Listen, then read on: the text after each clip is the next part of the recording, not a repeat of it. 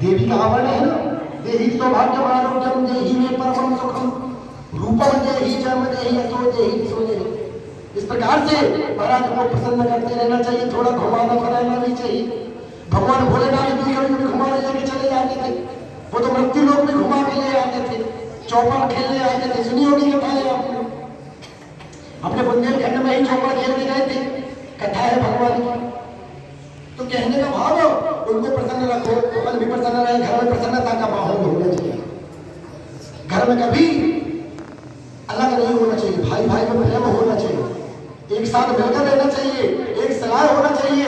जैसे हमारे भैया लोग एक सलाह है, आज एक भैया ने बोल दिया ये काम होना है तो अकाट्य हो गया। अगर माता जी ने बोल दिया अरे बड़े भैया से ये काम है, तो बड़े भैया भी अपना काम छोड़ देते हैं, मझले भैया भी छोड़ देते हैं और छोटे भैया भी छोड़ देते हैं, सब मिलजुल कर रहते हैं। ऐसा ही उत्तम परिवार होना चाहिए, एक सलाह से काम करना चाहिए। इस प्रकार से नैमिषारण्य में 88,000 ऋषि एक साथ बैठे हुए थे। दूध जी महाराज पहुंचे और देखने लगे ऋषियों को कि हे मुनियों बताइए आपको क्या कामना है, क्या प्रश्न है, आप पूछिए, आपके जो भी प्रश्न हो आप बतलाइए, हम बतलाते हैं।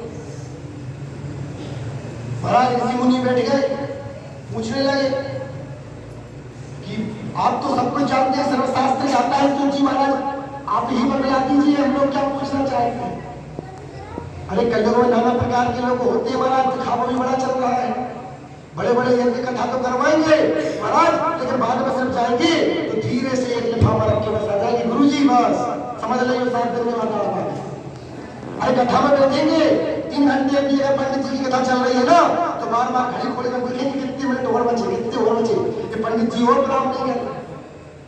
तो महाराज भगवान के पूजन में जो है मन लगाना चाहिए, चिंतन करना चाहिए, चिंता नहीं करना चाहिए। क्यों? क्योंकि चिंता और चिता ये दो सगी बहन हैं, दोनों एक दूसरे से लड़ने लगी। हम बड़े हैं, चिता बोलती है हम बड़े हैं, चिंता बोलती है हम बड़े हैं। चिता बोलती है अरे तुम कैसे बड़े हुए, बड़े तो हम हैं, क्योंकि हमारे हुए व्यक्तियों को जला देते हैं, इसलिए हम बड़े हैं। अच्छा आप बड़ी हो, अरे आप तो मरे को जलाती हो, हम तो जिंदा व्यक्तियों को जला देते हैं। बड़े तो हम हैं, तुम तो मरे को जला रही हो, अरे हम जिंदा को जला देते, तो असली बड़े तो हम हैं। कहने का भाव जीवन में कभी चिंता नहीं करनी चाहिए, जीवन में कभी चिंता नहीं करना चाहिए। करना चाहिए तो क्या महाराज परमात्मा का चिंतन करके आए हो ना, तो महाराज शाम तक वो 1000 भी जाएंगे, घर के रखे 100, 200, 500 भी चले जाएंगे। गरुड़ लक्ष्मी क्या होती है? गरुड़ लक्ष्मी, गरुड़ किसका वाहन है? भगवान नारायण का वाहन है गरुड़, भगवान नारायण का वाहन है गरुड़। तो जब गरुड़ लक्ष्मी आएंगी तो महाराज गरुड़ के साथ आएंगे, मतलब भगवान नारायण के साथ लक्ष्मी आएंगी। कहने का भाव आप इन्विटेशन में अगर आपके नाम से कभी कोई कार्ड आ जाए ना तो भैया क्या बोलेंगे, अरे तुम्हारे नाम से आया तुम जाओ, हम क्यों जाए। और अगर अरे आप आइए बात करने, उन्होंने बात करनी, आप आइए। अगर कहते हैं महाराज की गरुड़ लक्ष्मी जो होती है, अगर आपके नाम से कार्ड आएगा तो बोलेंगे अरे तुम्हारे नाम से आया हम क्यों जाए। और अगर भैया के नाम से कार्ड आएगा ना तो भैया भी जाएंगे, आप भी जाएंगे, बच्चे भी, पूरा परिवार जाएगा। कहते हैं ना महाराज, इस प्रकार से जो लक्ष्मी को बनाना चाहिए ना, वो गरुड़ लक्ष्मी को बनाना चाहिए, वो नारायण के साथ आती है। लोगों के प्रश्न होते हैं गुरु जी धन तो बहुत कमा रहे हैं लेकिन घर में लक्ष्मी स्थिर नहीं रह रही है। अब घर में महाराज लक्ष्मी स्थिर कैसे रहेगी और क्यों नहीं रहेगी बताएं आपको। सबसे बड़ी लक्ष्मी कौन है? सबसे बड़ी लक्ष्मी होती घर की अर्धांगिनी।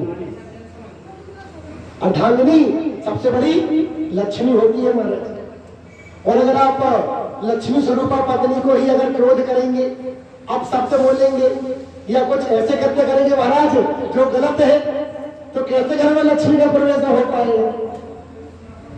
कहने का भाव घर में आपके अर्धांगिनी को खुश रखो, कभी उनको शब्द मत बोलो, उनके प्रसन्न मन से कार्य करो।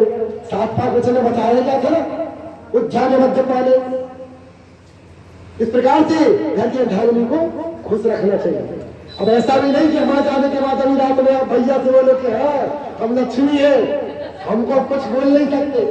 तो आप लक्ष्मी कब हो? जब आप इनको नारायण मानेंगी, बोले वृंदावन हरि लाल की। हमारी फैक्ट्री कब अच्छी चलेगी, हमारी दुकान कब अच्छी चलेगी? महाराज हमारे यहाँ पर हमारे कुल का दीपक कब आएगा? अरे संतों से प्रश्न करना हो तो यही प्रश्न करो कि महाराज हमें गोविंद की प्राप्ति कैसे होगी, हमें परमात्मा की प्राप्ति कैसे होगी? अरे मन में एक प्रश्न लेकर के जाना चाहिए। हम लोग ने पहले दिन संकल्प बुलवाया, अप्राप्त लक्ष्मी प्राप्त्यर्थम प्राप्त लक्ष्म्या चिरकाल संरक्षण हितार्थम। तात्पर्य लक्ष्मी दो प्रकार